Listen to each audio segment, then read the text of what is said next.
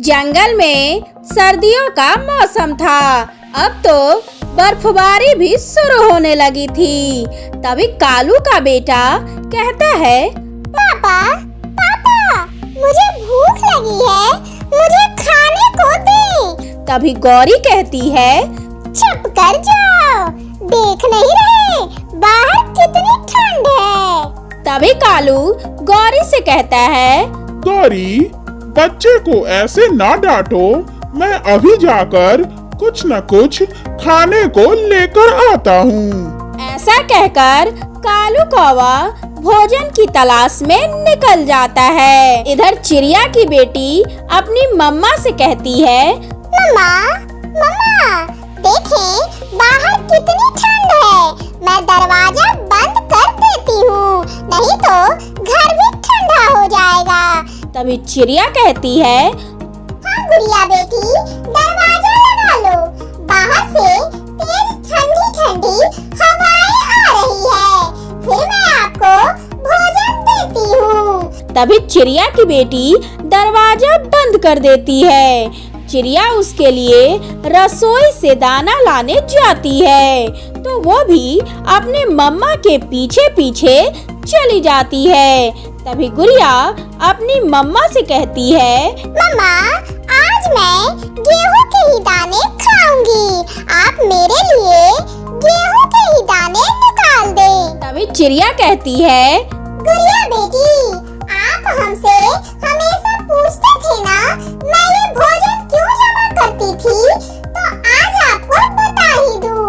आप खुद देखें कि बाहर कितनी ठंड है, अगर मैं ये भोजन ना जमा करती और दाना लेने बाहर जाती तो ठंड से मर ही जाती।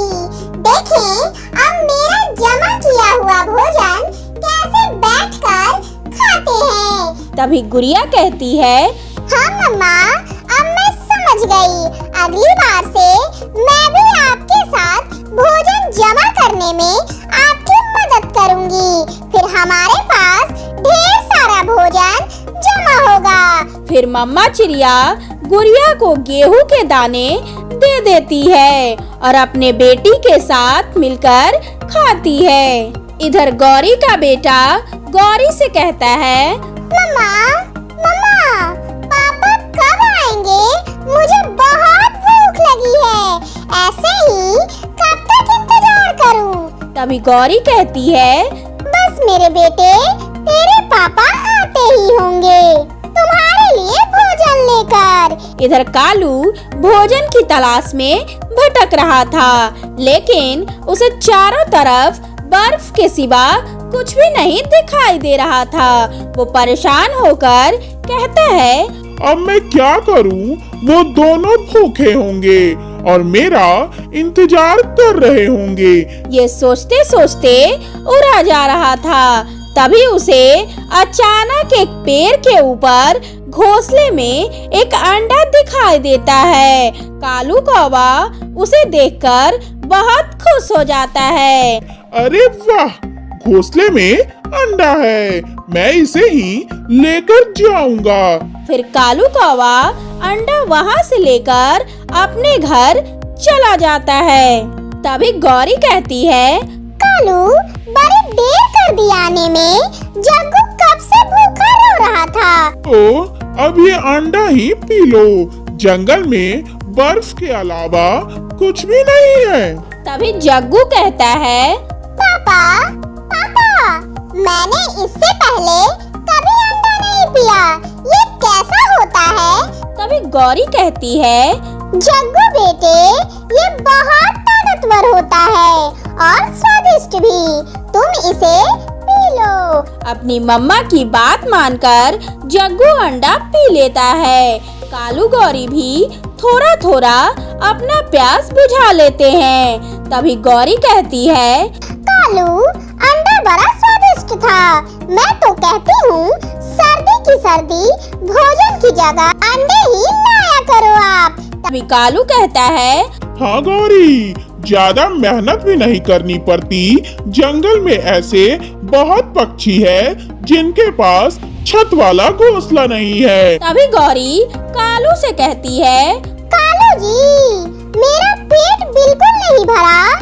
चले हम फिर से अंडे ले आते हैं। फिर दोनों अंडे की तलाश में जंगल की तरफ निकल जाते हैं। इधर तोता अपनी पत्नी से कहता है, माफ कर दे पत्नी जी, अगली बार से मैं छत वाला घोंसला ही बनाऊंगा। आखिरी गलती समझकर माफ कर दे हमें। तभी तोते की पत्नी कहती है, मिट्ठू जी, आप जानते थे ना इस सर्दी में अंडा देने वाली हूँ, फिर भी आपने चिड़िया जैसा घोंसला क्यों नहीं बनाया? तभी तोता कहता है, मैं बना लूंगा, बहुत ही जल्दी नया घोंसला बना लूंगा। अब गुस्सा ना करे, ये मीठा सेब खा ले। फिर तोते की पत्नी वो सेब खा लेती है। तभी तोते की पत्नी तोते से कहती है, मिट्ठू जी, मुझे प्यास लगी है, मैं पानी पीकर आती हूँ। आप तब तक अंडों के पास रहे, कहीं मत जाना। तोता की पत्नी पानी पीने चली जाती है। तोते और उसकी पत्नी की बातें दूर बैठे कौवे भी सुन रहे थे। तभी गौरी कालू से कहती है, कालू, वो देखें, तोते के घोंसले में अंडा है। लगता है उसकी पत्नी कहीं गई है।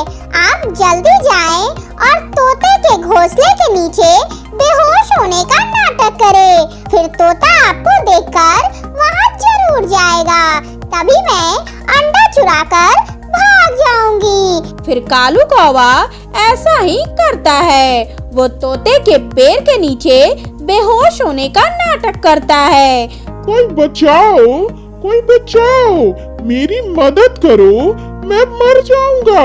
तभी कालू की आवाज सुनकर तोता कहता है, अरे ये तो कालू कौवे की आवाज लग रही है।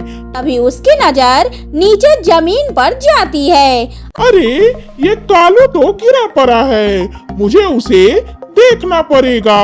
इधर गौरी तोते के नीचे जाते ही ऊपर से अंडा चुराकर भाग जाती है। तभी तोता कालू से कहता है, कालू, क्या हुआ तुम्हें? तभी कालू कहता है, तोता, कभी कभी सर्दियों के दिनों में मुझे ठंड के कारण चक्कर आने लगते हैं। ऐसा कहकर कालू कौवा वहाँ से चला जाता है। तभी तोता अपने घोंसले के पास जाता है। अभी तोते की पत्नी भी वहाँ आ जाती है। अपने अंडे को ना देखकर बहुत गुस्सा हो जाती है और मिट्ठू तोते से कहती है, मिट्ठू जी, अंडा कहाँ है? तभी तोता कहता है, अभी तो अंडा यहीं था पत्नी जी, मैं यहीं पर था। तभी मिट्ठू की पत्नी कहती है, मैं जरा सा पानी पीने क्या चली गई, तुमने तो अंडा ही चुरा दिया। तुम कहाँ थे जब ये हुआ? पत्नी जी, मैं यहीं पर था, मेरा विश्वास करे। तभी तोते की पत्नी कहती है, तुमसे एक छोटा सा काम भी नहीं हो सका। और गुस्से में तोते को छोड़कर वहाँ से रोती हुई चली जाती है। बेचारा तोता बहुत दुखी हो जाता है। उसके आंखों से आंसू रुकने का नाम ही नहीं ले रही थी। जिसने मेरा अंडा चुराया होगा, मैं उसे जिंदा नहीं छोड़ूंगा। बस पता चल जाए उस इंसान का, मार ही डालूंगा उसे। इधर कालू और गौरी खुशी खुशी अंडे पीते हैं। तभी गौरी कहती है, अब पेट भर गया मेरा उस तोते का अंडा पीकर। तभी कालू कहता है, गौरी, अब सो जाते हैं, कल फिर किसी पक्षी का अंडा चुरा लाएंगे। अब सो जाओ, नींद भी अच्छी आएगी। फिर कालू गौरी सो जाते हैं। अगले दिन सुबह ता कहता है, पता नहीं कौन जालिम हमारे जंगल में घुस गया है और एक एक करके सबके अंडे गायब कर दिए। कहीं वो मुझे मिल जाए तो मैं अपनी मोटी चोंच मार मार के बुरा हाल कर दूंगा। तभी कबूतर कहता है, हाँ मिट्ठू, अगर वो अंडा चोर मुझे मिल गया तो मैं भी उसकी हत्या कर दूंगा। तभी तोता कहता है, उस अंडे चोर के कारण मेरी पत्नी भी मुझे छोड़कर चली गई। उस जालिम चोर को मार ही डालूंगा। अभी कालू कहता है, सही कहा कबूतर ने, मैं भी उस अंडे चोर को खूब मारूंगा, मार मार के अंडे जैसा ही बना दूंगा उसे। सबके अंडे खा गया, कितना दुष्ट होगा वो। ऐसा वो कालू कौवा बोलकर अंदर ही अंदर हंसते हंसते वहाँ से चला जाता है। इधर चिड़िया को भी ये बात पता चली तो वो भी बहुत परेशान हो गई, क्योंकि वो भी कुछ ही दिनों में अंडा देने वाली थी। इधर कालू कौवा भी इस बात की खबर हो गई। वो अपनी पत्नी गौरी से कहता है, मैंने सुना है टूनी चिड़िया भी कुछ ही दिनों में अंडा देने वाली है। इधर टूनी के दिन बड़े मुश्किल से कट रहे थे। उसे इसी बात की चिंता थी कि कहीं मेरे अंडे भी चुरा न ले जाए। इधर कालू गौरी रोज रोज किसी न किसी पक्षी के अंडे चुरा कर ले जाते और इसी तरह से कुछ दिन चलता रहा। इधर टूनी चिड़िया भी कुछ ही दिन बाद 2 अंडे देती है। ये बात कालू को पता हो जाता है। तभी गौरी से कहता है, गौरी, सुना है टूनी चिड़िया ने 2 अंडे दिए हैं। चलो हम दोनों एक एक अंडा उठाकर ले आते हैं। तभी गौरी कहती है, नहीं कालू जी, उस चिड़िया ने अपने मजबूत घोंसले बनाई हुई है, कैसे हम अंडा चुराएंगे। तभी कालू कहता है, गौरी, रात हो जाने दो, रात के अंधेरे में अंडा चुराने जाएंगे हम, जब चिड़िया भी गहरी नींद से सो रही होगी। इधर टूनी चिड़िया अपने 2 अंडों के साथ 2 और अंडे रख देती है। तभी चिड़िया की बेटी गुड़िया मम्मा से कहती है, मम्मा, यहाँ तो 2 अंडे थे, फिर ये 4 कैसे। तभी टूनी चिड़िया अपनी बेटी से कहती है, गुड़िया बेटी, इस जंगल में अंडा चोर घूम रहा है, वो सबका अंडा चुरा कर ले गया। माना कि अपना घर चारों तरफ से बंद है, लेकिन वो हमारे अंडे ऐसे ही नहीं छोड़ेंगे। इसलिए मैंने अंडे छुपा कर रख दिए हैं, और ये सब तो सफेद पत्थर है। अगर वो अंडा चोर आ भी गया तो पत्थर लेकर जाएगा और अंडे बिल्कुल ही सेफ रहेंगे। तभी गुड़िया कहती है, मम्मा, आपका आइडिया तो बहुत अच्छा है।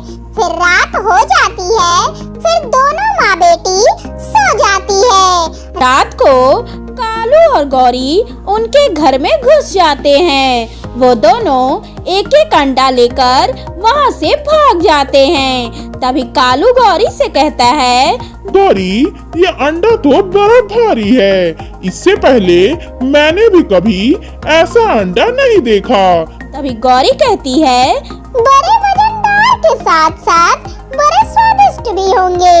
मैं अभी खाती हूँ, मुझसे घर जाने तक इंतजार नहीं हो रहा।